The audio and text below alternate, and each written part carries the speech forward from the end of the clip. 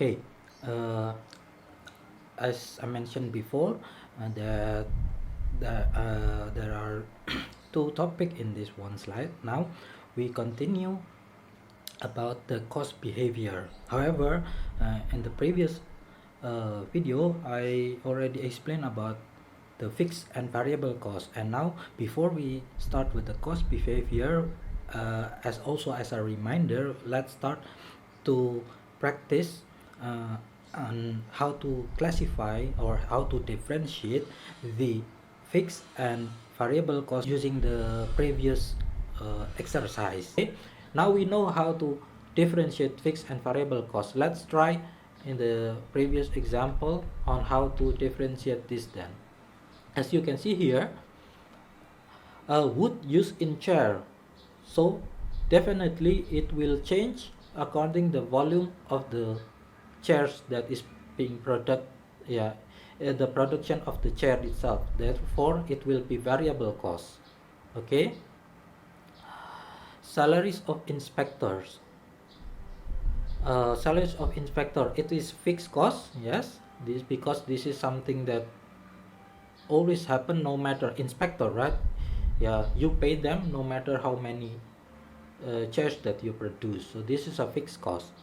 And then lubricant used in machinery, this is variable. So sometimes, as I mentioned before, usually direct labor and direct material is always a variable cost. However, there is some indirect cost that can also be variable, and there can also be fixed cost. Okay, such as this example, lubricant used in machinery. uh, After some time, lubricant that you use in the machinery can be finished, right? That's why you need to replace them again with a new one. That's why this is a variable, and it's also related to the number of the volume of the production. The more you produce, the faster it will be finished. That's why it's a variable cost. Okay, although it's indirect cost. And then factory rent, indirect, and this is fixed one. Yes, definitely. Wage of assembly worker, this is a variable, this is a direct labor cost, that's why it's variable. Factory worker compensation insurance, this is the variable, also variable cost. Because why? Because this is not regularly paid. Yeah, only if accident happen or something happen, then this will be paid. So this is a variable one. Okay, sandpaper then. Sandpaper, this is a direct cost, so this is variable. And then fabric used for upholstery, direct cost, so this is also variable. And property taxes on manufacturing plant, it is a fixed one because this is for the building. And then depreciation on machinery, this is also a fixed one. Yes, so yeah, usually the easiest way to decide to determine the depreciation cost is using the average one. So we divide it into in average into in the same value into the years that we decide on the economic value, how long the economic value of the machine will last. That's why we use the fixed one. Okay, that's how we differentiate the fixed and how we classify the fixed and variable cost. I hope you understand now how to differentiate with whether this is a variable or fixed cost. And how about the mixed cost? Okay, we will learn them. Okay, now in the next presentation. Okay, we will learn them after we learn about the behavior of the cost. Okay, now we will learn about the behavior of the fixed and variable cost, so that we can decide whether, yeah, in the previous one we already able to actually decide the fixed and variable cost by looking at the characteristic of those costs. Okay, however, in the total cost, sometimes fixed and variable is mixed. And how we differentiate those kind of things, we need to estimate those those things, and we can see whether this is a mixed cost or even fixed and variable. We can see at the aggregate level using their behavior. As you can see here in the picture on the graphic, if we try to see the correlation between the total cost and the volume of output in here, if the total cost is only consists of the fixed cost, and then the curve will be, the graphic will be look like this. So because we know that the fixed cost is not influenced by the volume of output, so it will always stay the same like this. The wave behavior will look like this. The and for the if the total cost is only consists of the variable cost, then the the look of the curve will be like this, so it will change depend on the volume of the output. Usually it will start from here. If it only consists of a variable cost, it starts with 0 and it will go like this. However, if it consists both the total variable cost and also the fixed cost, it means it consists of a mixed cost, then it will looks like this, because there is a fixed cost here and then there is also total variable cost here, and then it will look like this. So this consists of both one. As you can see from the behavior itself, we actually can separate them. We can see which one is the total variable cost and which one is the fixed cost. But at least we need to have these two different cases to compare them. That's how we learn how is their behavior is. Okay. Other cost, there is also a unit cost or average cost. Is the total manufacturing cost, material, labor and overhead, divided by the number of units of output. As you can see here, there is a fixed cost and variable cost, and there is units of output, and then if per unit like this, and the total will be here. In the fixed cost, the total is always the same. So it means that what do you call it? Yeah, it means that the average cost will be different. That is the idea, because the fixed cost is the same. But in here, as you can see, the price of the cost of per unit will be the same in variable cost. So it's the other way around. The average cost with the total cost. The behavior is the opposite.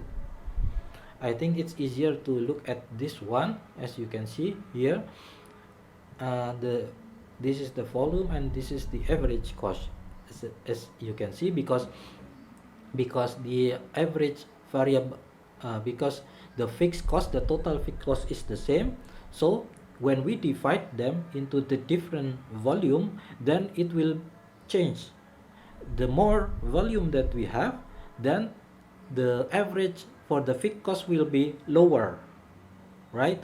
That's why for a fixed cost, it is better for us for manufacturing to produce more volume, because in that way the cost that each of the output need to carry will be smaller.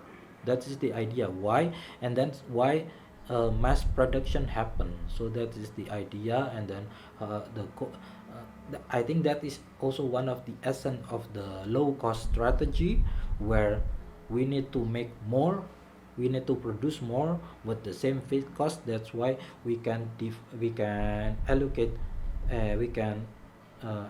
the fixed cost into more volume, and then it will become smaller for each of the unit. So it's the opposite of the total cost, right? In the average or the unit cost, for the fixed cost, the graphic will look like this, while for the average variable cost, because it's changed according the volume of the output, then basically actually variable cost will be the same for each of the unit costs. So it will look like this. This is how we can differentiate between fixed and variable costs. using the using the graphic and using the behavior of the cost itself. So now let's take a look at the example on how to differentiate in the aggregate level. So this is the example. Habib Manufacturing has 5 manufacturing department and operating and cost information for the most recent 2 months of activity. So as you can see, we need to have at least 2 periods to compare the behavior. Identify whether the cost in each department is fixed, variable, or mixed. As you can see here, there is 2 data, April and May. Each of them, we produce 4,000 units in April and 6,000 units in May. And the cost in each department, yes, we have many departments, each of them has different costs. As you can see here, department 1, first it's $16,000 and then it may become $18,000. And department 2, $16,000 and then $26,000. Department 3, $20,000, and it is to stay the same. As you can see, we already predict that this is a fixed cost. $32,000 and $48,000. This is also a change. 16,000 and 24,000. As you can see here from this data, we already knew that one of them is definitely a fixed cost, right? But the rest is different between April and May. So we need to decide whether they are variable cost or mixed cost, because remember, mixed cost consists of both both variable and also fixed cost. We need to differentiate. If as you can see, the first one is 0 and then the next one is different, we may have a bigger possibility that it is a variable cost. But if it start from some number, then we don't know whether this is, we need to calculate something to know whether this is a fixed or so whether this is a mixed or a variable cost. And you can see here, we need to first try to figure out the average cost for each of the unit. So in here, this is the cost and this is the unit, and then this is the average cost for each unit in the April. So for this work, for the department 1 until 5, there will be 4, 4, 5, 8, 4. This is just divide this into this with this one, with this unit, so we can get this number. And the next one in May, we get 3, 4, 3, 3, 8, 4. So this, we already know this is a fixed one, and it's also related to the behavior of the average cost. It will goes down, so the behavior is like this for average cost. So it's yeah, it's correlated to that. So 5 into 3. And then for the variable cost, we can see that in variable cost, the behavior for the unit cost will be constant. So as you can see here, there is 2 which is constant, 8 and became 8, 4 became 4. That's why we know that this will be variable cost. These 2 will be variable cost. Okay, definitely. And for the rest one, because it's also follow the behavior of the average cost, then we can say this is a mixed cost. Yes, because it starts with some 16,000 and then it goes to 18,000. So there is a change, because this is not a constant cost per unit or average cost, when we can see that this is a mixed cost. Okay, that's how you differentiate those things. Okay, I hope you understand now how to differentiate between fixed, variable, and mixed cost by seeing the behavior of it from the aggregate costs, from the report. Okay, now for the other cost. So this is something that is not, yeah, sometimes we use them, but not often. So but I think it's a good idea to also know about this. So in relation to the nature of use, costs are classified into investment cost or first cost, which is the cost required to acquire an item and will not recur during its lifetime. So it's also the initial investment, so it's only happen once in the beginning, basically like that. So one time purchases, for example, for the property or for the machine, for the equipment, we only buy it once and we use them uh, for a long time. That is actually the investment cost, or we call them capital expenditure something. Operating and maintenance cost. So this recurring cost, the recurring cost, it's always happen, required to operate and maintain an item to ensure the performance of a facility is always ready to operate during its lifetime. So it's recurring cost that always happen. So this is pay as you go approach. It's for day-to-day operations, operating cost we call it.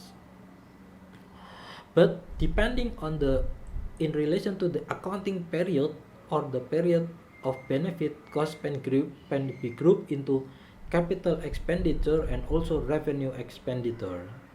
Expenditure that will provide benefit, so because when we pay cost, we actually want to have a benefit out of it, right?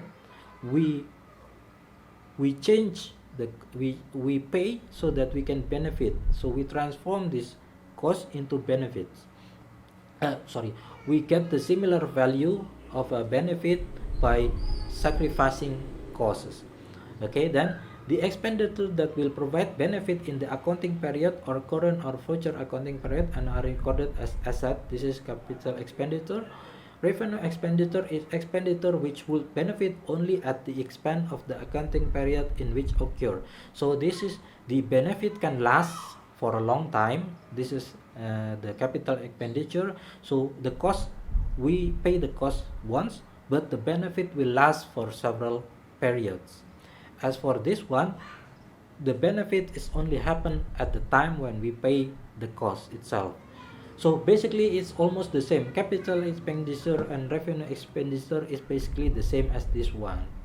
However, because we try to differentiate them in by different classification, it will look like this. But it's also commonly it's also the same between capital, capex and opex, between these two. Sorry, between this kind of thing. So they are both the same usually. The number is the same. It's just different way of classifying. Okay. Okay, then the conclusion of what we learned today is, first is that the most important volume-based concept are variable costs, which change according to a change in the level of output, and fixed costs, which do not. As you can see, fixed cost is a burden if we cannot produce many volume. Okay, if the volume that we produce is only small, usually this happen in a small and medium enterprise, so fixed cost will become a burden. Imagine that you have small company with only like 5 employee or 10 employee, and you produce only small number of product, but you need to pay them regularly. The wage will be fixed amount of wage per each month or each week to them. It will be burden for you if you do that, so it will be considered as a fixed cost. Normally you will want to have a variable cost for them. However, variable cost is something that also, that's why mostly one of the strategy for the low cost is try to change this wage into a variable cost. One example is in the Walmart cases. We take a look at the video of Walmart and how Walmart can win the competition with their strategy and a low cost thing. Basically what Walmart did at that time is that they try to really, they have this number of employee, right? This employee works to serve the customer that want to buy things in their shop, in their store. And that, however, Walmart tried to figure out the number of the customer that came into their store in different time. So they have this map of this information. They have this information on how many customer came in a particular time. In that way, after they knew the distribution of the of the uh, of the customer coming to their store, they try to schedule the work time of their employee according to it. So they arrange the shift of the employee when they are working. So the total of worker that works at a particular time is not always the same. Each day is not always the same. So if if at that time, at a specific time, there will be a lot of customer coming to their store, they will provide many worker or worker shift also to cope with that thing. However, if they predict that there will be a smaller number of customer coming to their store at other particular time, then the shift of the worker will be smaller. In that way, although the payment of the worker is a is a fixed one, however, it will follow it will become a variable cost in a sense, because there will be differences in each of month depending on the prediction of how many customer will happen. So there will be difference on how many workers needed to handle this customer. So it will be a variable cost. That's one of the strategy on how to, how to reduce the burden of a fixed cost and then try to transform them into variable costs, because variable cost is a more yeah, it's easier because we put the burden of the cost into each of the product, each of the units. Okay. The next, the direct costs are defined as costs that can be traced directly to a cost object, in contrast to indirect costs, which cannot. That's why we need to allocate the cost in indirect costs. The important concept in product costing are product costs, which are the cost of direct material, direct labor, and indirect manufacturing or overhead required for the product and production process. Okay, that is, I think, uh, the uh, the explanation. Thank you.